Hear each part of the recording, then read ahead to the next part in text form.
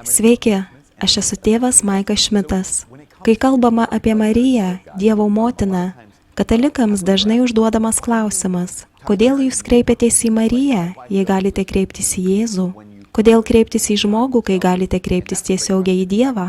Tai puikus klausimas. Iš tiesų, viena iš žmonių baimių yra ta, jog santykiai su Marija gali nustelbti santykius su pačiu Dievu, kad tai gali nustelbti ryšį su Dievu, kuris viską sukūrė.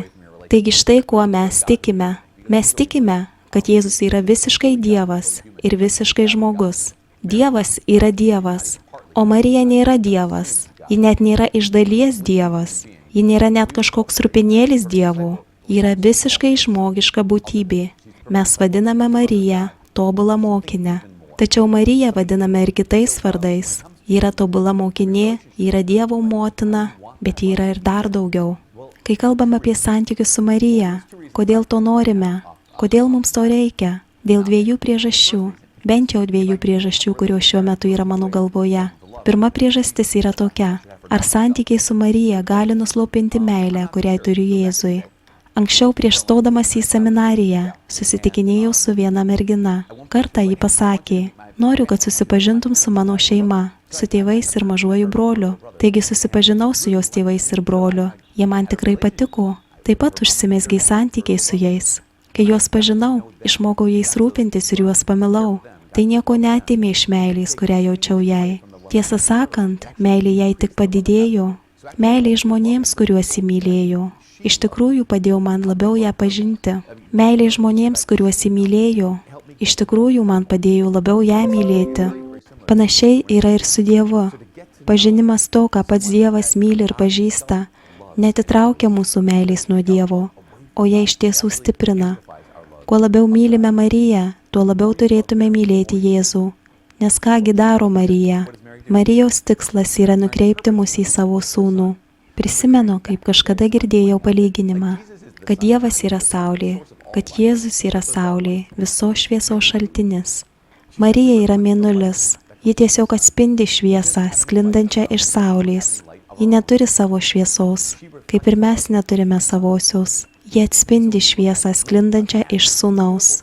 Žvelgdami į mėnulį sakome, šiąnaktis nuostabus. Tuo metu norime pasakyti, kad ten matomas grožis yra apšviestas. Jam šviesą suteikiantis šaltinis yra saulė.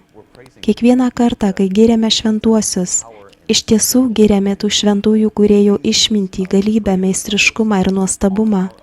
Kiekvienas iš mūsų atskirai esame praktiškai niekas, tačiau su Dievu esame daugiau. Ir kiekvieną šventąjį, kai juos giriame ir sakome, pažvelkite į šio žmogaus gyvenimą, jis nuostabus. Iš tikrųjų norime pasakyti, pažvelkite, ką Dievas padarė šio žmogaus gyvenime, jis nuostabus.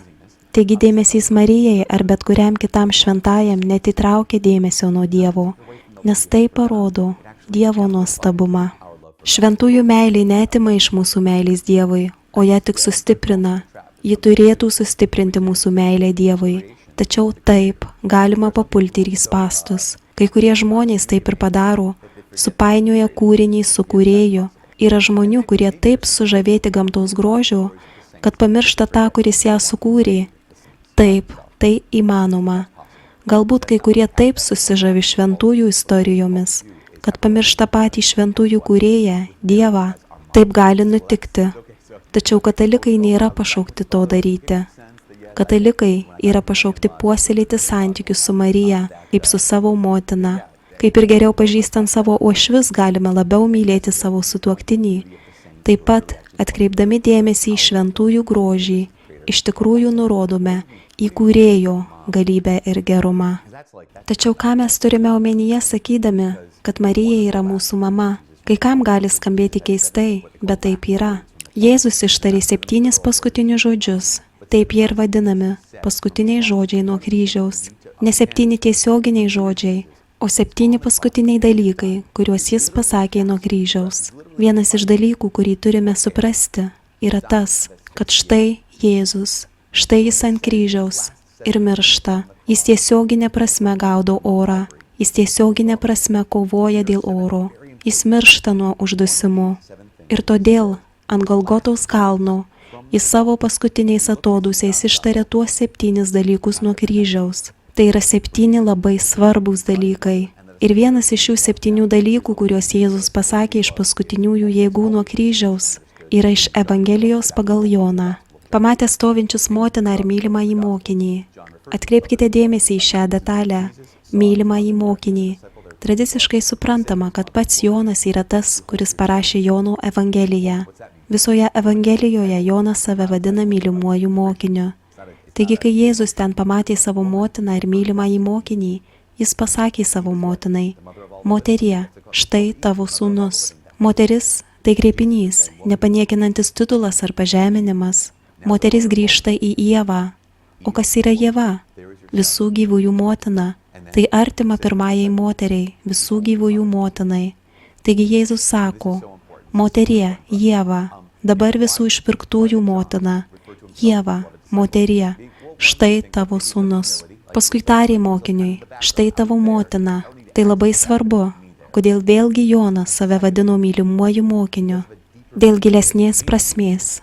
Nuo kryžiaus Jėzus savo mylimąją mokiniui sako: štai tavo motina.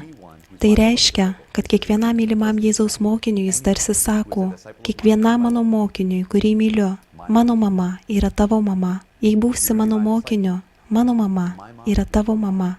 O savo motinai jis sako: Moterie, Ieva, visų išpirktųjų motina, mano mylimi mokiniai, tavo vaikai. Kodėl mes vadiname Mariją savo motiną? Todėl, kad Jėzus nuo kryžiaus padovanojo ją mums visiems. Visiems savo mokiniams, kaip mamą. Turite savo biologinę mamą, turite bažnyčiaus mamą, bet turite ir mamą, kurią Jėzus pats jums davė nuo kryžiaus. Todėl turime su ja palaikyti ryšius. Tai viena iš priežasčių, kodėl privalome puoselėti ryšius su ja.